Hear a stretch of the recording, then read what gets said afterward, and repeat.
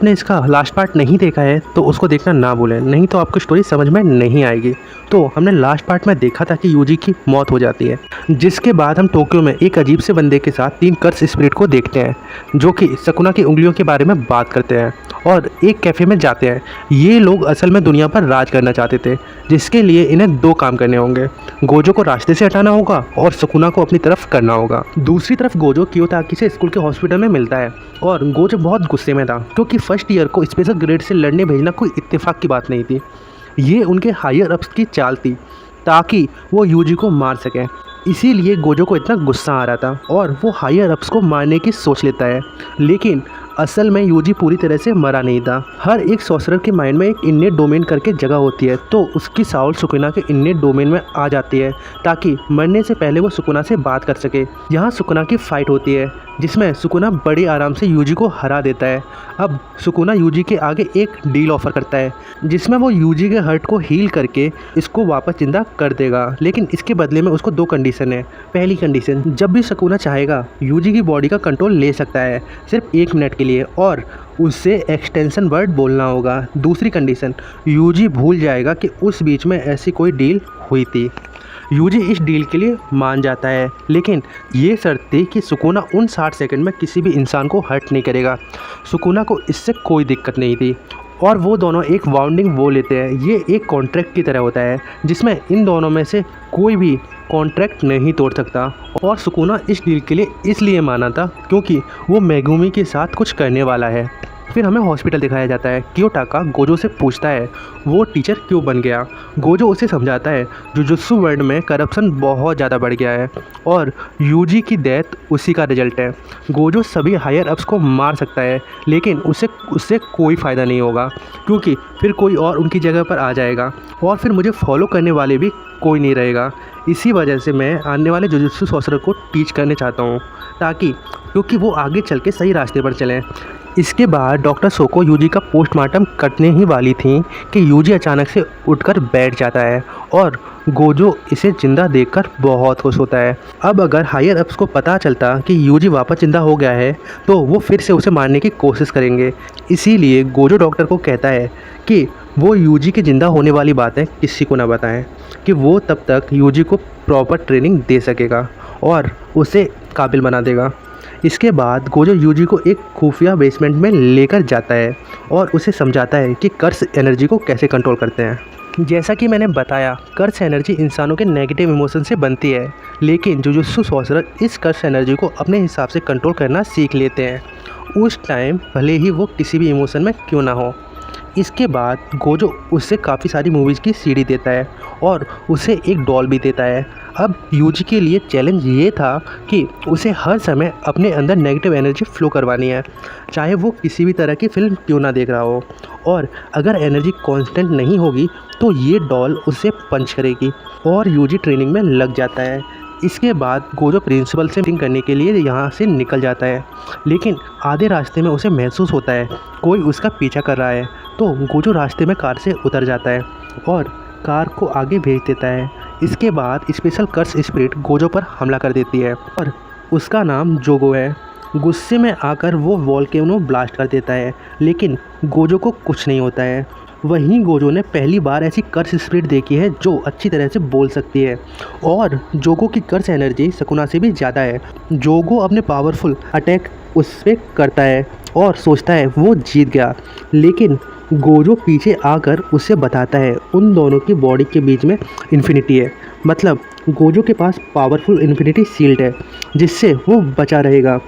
फिर अटैकिंग करना शुरू करता है और कर्स को बहुत बुरी तरह से मारता है।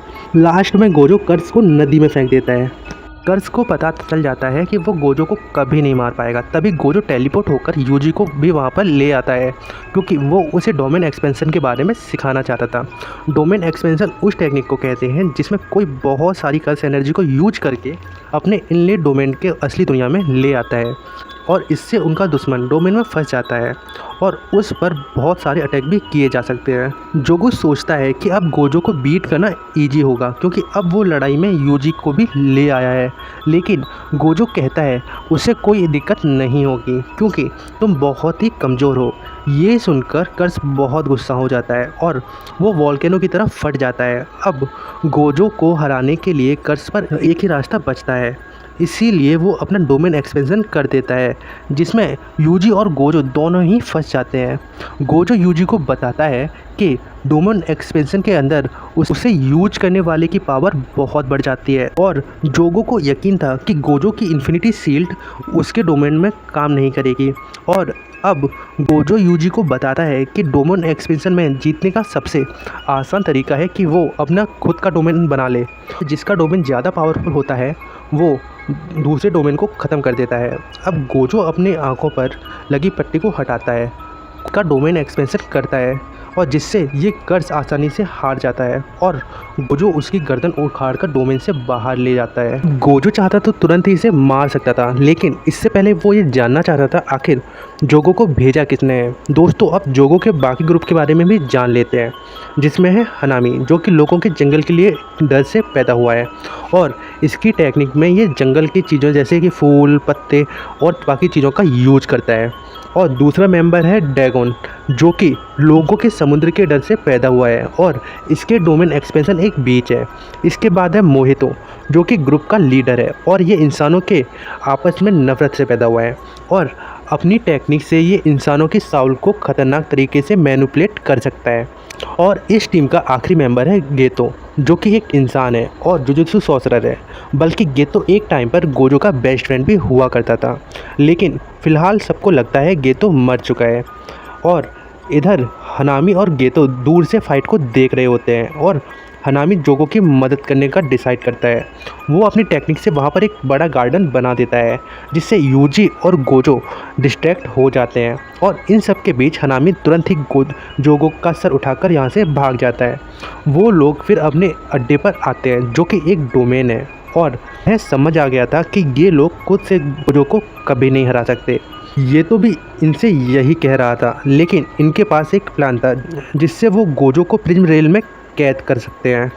ये एक कर्स ऑब्जेक्ट है जो कि अपने टारगेट को दूसरे डायमेंशन में कैद कर लेता है, पर उन्हें 31 अक्टूबर तक का वेट करना होगा। इधर गोजो ये देखकर काफ़ी शॉक हो जाता है कि कर्सेज एक दूसरे की हेल्प कैसे कर रहे हैं। फिर वो यूजी को कहता है कि अब उसे कड़ी ट्रेनिंग देनी होगी ताकि वो आने वाले गुडवेल इवेंट के लिए तैयार हो जाए।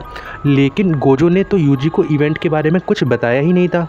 अब कुछ महीने बीत जाते हैं। अब यूजी ने अब तक कर्स एनर्जी को यूज करना सीख लिया था और उसे टेस्ट कराने के लिए गोजो यूजी को ननामी के साथ मिशन पर भेज देता है।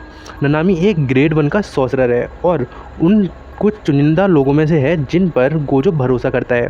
अब ये दोनों एक क्राइम सीन को इन्वेस्टिगेट करने जाते हैं, जहाँ पर एक सिनेमा हॉल में 3 स्टूडेंट का मर्डर कर दिया गया था और उनके शरीर बुरी तरह से मुड़े हुए थे, यानी ज़रूर इसके पीछे किसी कर्स स्पिरिट का हाथ था।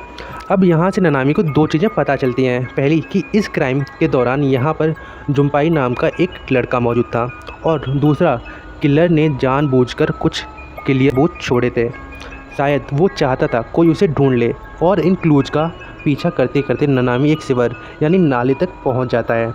यहाँ पर इसकी मुलाकात मोहितो से होती है, जिसने उन तीनों बच्चों को मारा था। मोहितो अपनी टेक्निक से इंसानों पर एक्सपेरिमेंट करता रहता है और वो इंसानों के शरीर को अपने हिसाब से तोड़ मरोड़ सकता है। और उसने ननामी को भी यहाँ इसलिए बुलाया था क्योंकि वो देखना चाहता था कि वो जुजुत्सु सॉर्सरर को ट्रांसफ़र कर सकता है या नहीं, क्योंकि जिनको भी वो ट्रांसफॉर्म कर सकता था वो ज़्यादा देर तक जिंदा नहीं रह सकते थे। मोहितो खुद के शरीर को भी चेंज कर सकता है। अब इन दोनों में बहुत कमाल की फ़ाइट होती है और ननामी की पावर थी वो अपने दुश्मन का वीक पॉइंट को पहचान कर उस पर हमला करता था। पर इन दोनों की फ़ाइट में कोई भी नहीं जीतता क्योंकि मोहितो मलबे के नीचे दब जाता है और ननामी को वहाँ से भागना पड़ता है।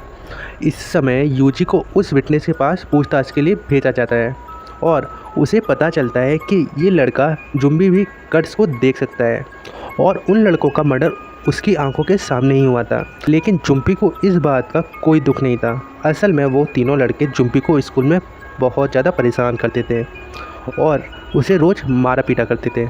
उन्होंने जुम्पी की लाइफ को नरक जैसा कर दिया था मर्डर के बाद माहितो जुम्पी से मिला था क्योंकि वो उसके काम आ सकता है। जैसा कि हमने जाना था, इनका दूसरा गोल ही सुकुना को अपनी तरफ करना था। इसीलिए माहितो चाहता था जुम्पी यूजी से दोस्ती कर ले और जुम्पी से यूजी पूछताछ करने आता है तो ऐसा ही होता है। यानी उन दोनों को मूवीज़ का बहुत शौक था, इसीलिए इनकी जल्दी दोस्ती हो जाती है। इतनी कि यूजी को जुम्पी की मॉम डिनर के लिए भी इनवाइट करती है। वहीं गेतो दूर से ये सब होते हुए देख रहा था। इसके बाद वो माहितो के पास जाता है जो कि मलबे में कुचलने के बाद भी जिंदा था।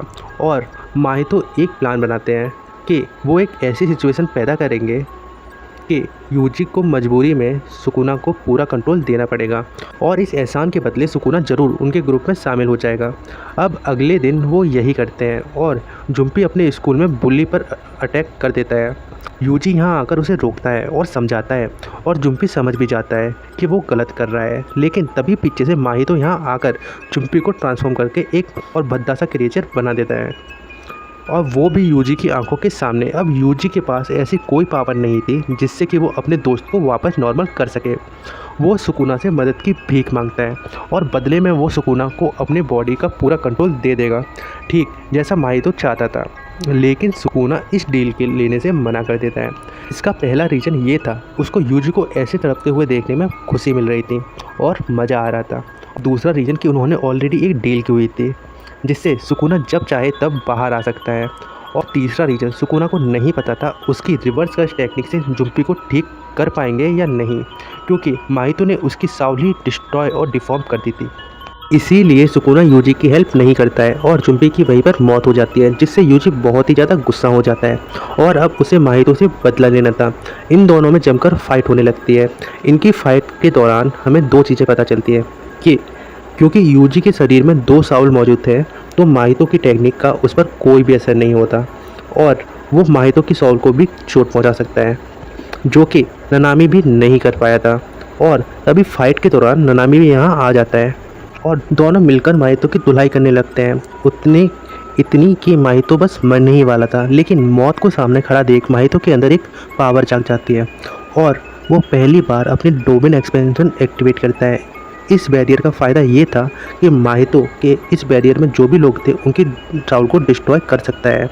वो इस डोमेन में सिर्फ को फंसाता है क्योंकि यूजी के अंदर तो दो सोल थी, तो पता नहीं डोमेन का उस पर कोई असर होगा या नहीं। अब माहितो ननामी को मारने ही वाला था कि लेकिन ये देखकर उसके होश उड़ जाते हैं कि यूजी उसका डोमेन फोड़कर उसके अंदर आ जाता है। डोमेन अंदर से जितना स्ट्रांग होता है बाहर से उतना ही कमज़ोर होता है। सुकुना, जिसे कर्स का राजा कहा जाता है, वो बहुत कमंडी है और माहितो को उसके सामने कोई औकात नहीं थी और उसे ये पसंद नहीं आता कि माहितो ने बिना उसकी परमिशन के सुकुना की साउल को छुआ। दोस्तों, सुकुना को अपने और मागुमी के अलावा और किसी से कोई फ़र्क नहीं पड़ता, इसीलिए सुकुना माहितो को डोमेन को डिस्ट्रॉय कर देता है। अब माहितो के पास एक ही रास्ता बचा था, धूम दबाकर भाग जाना, और वो ऐसा ही करता है।